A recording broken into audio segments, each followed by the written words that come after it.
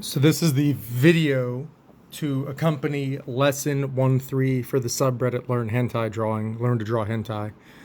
And I have here the image upside down and censored a little bit for an old lesson of why it's important to draw upside down, what it means and what it does. And I'm going to try my best not to shake the table, bear with me. So this is normally done with a Picasso drawing where there is some degree of furniture, there's a chair, and there's some foreshortening where the legs look like they're coming at you. So I chose an image that parallels that in the hentai world, and we traced that out to give to you guys to have the same experience but with something that was lewd, so it was probably more enjoyable to draw. The reason upside down drawing is taught in the art community is so that your brain can disconnect the idea that you're drawing a body part and instead that you're just drawing a line or a shape, because your brain has the ability to override the part of it that's drawing with the shape it thinks it's drawing, with the body part rather it thinks it's drawing. So if you think you're drawing eyes in your mind, you think, I know what an eye looks like, and you start to draw an eye. But when you have an image upside down, you won't necessarily see this is meant to be an eye, a strand of hair, a mouth, a hip, a leg, etc. So your body eventually starts to just draw the shape it sees rather than the body part that it sees. There's a difference. This lesson is taught very heavily by Betty Edwards in drawing on the right side of the brain. I agree with it wholeheartedly. It does work. It takes a little bit of patience. You should allow yourself about an hour's worth of time to do. And the key things to remember when doing this exercise are that you have a copy of the image in front of me in some capacity at your reference that you can view, and that it stays upside down. It does not turn right side up. You are never going to turn it right side up until the very end. And that the image that you're drawing from, you don't turn right side up to look at. That should be done at the very end.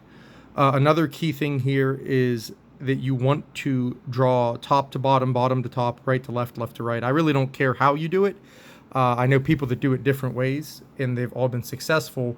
But your goal is that all the lines should connect to one another. You don't want to start one place and come back, start one place and come back. That'll make your life easier and your discipline easier to keep proportions and shapes in respect to one another correct for the purpose of this image, for the purpose of making a close copy.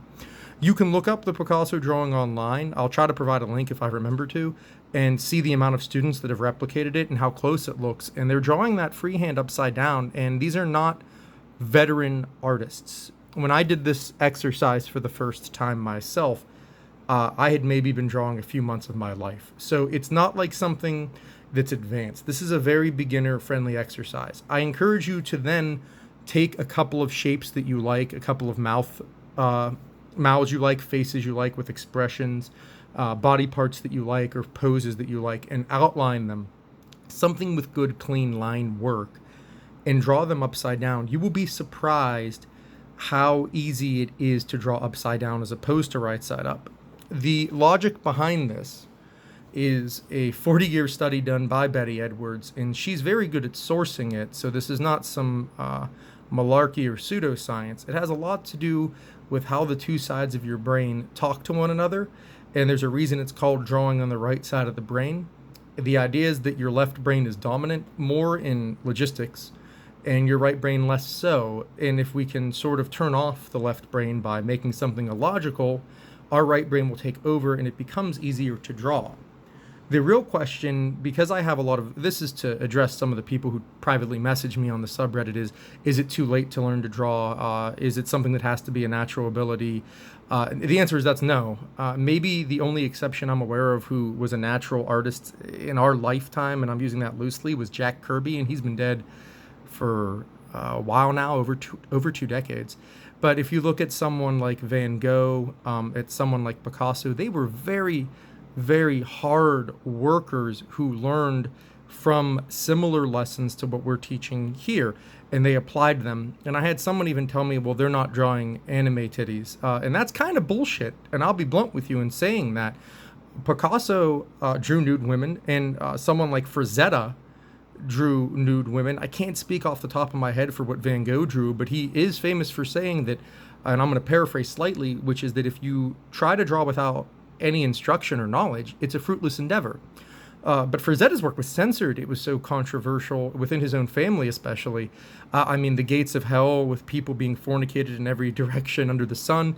Absolutely, these people drew exaggerated female forms, or in some cases not exaggerated. If you look at Boris Vallejo and his wife, who's Julie Bell, and the fact that if you look at the Golden Axe cover art for the Western Golden Axe game from Sega, and he also did Echo the Dolphin, by the way, and you look at who modeled for that, and you look at what Julie Bell looked like in real life, these are people who absolutely knew how to draw women in beautiful fashion, that were respected both in the Western and Eastern world. And Boris, especially if you're Sega and you're hiring him, and I'm aware that Sega at one point was an American company when it started out, but if you look at Boris's work, it's absolutely respected in that world, and he drew things with these same fundamental lessons. So I wanted to address that. The things that we're teaching absolutely apply to drawing hentai, to drawing comic panels. But we have different skill levels in the Discord and in the subreddit. We have people who've worked in the industry for years, people who are animators, for major networks, people with art degrees, and we have people who've just picked up a pencil for the first time off the street. How do you teach all of them to draw the same thing when the skill level is that spread out? We have to go to the basics. And the guys who are experienced in the field give me feedback on these lessons so that we can build upon them and move forward. With that in mind, this is not just audio, this is a video. I'm going to leave it to you guys to do this lesson and hopefully have a better understanding of it. I have to leave it sort of sit here and censored. I hope you understand why it's important. I hope you continue to do it and that you practice every single day. Happy looting. Take care, you guys.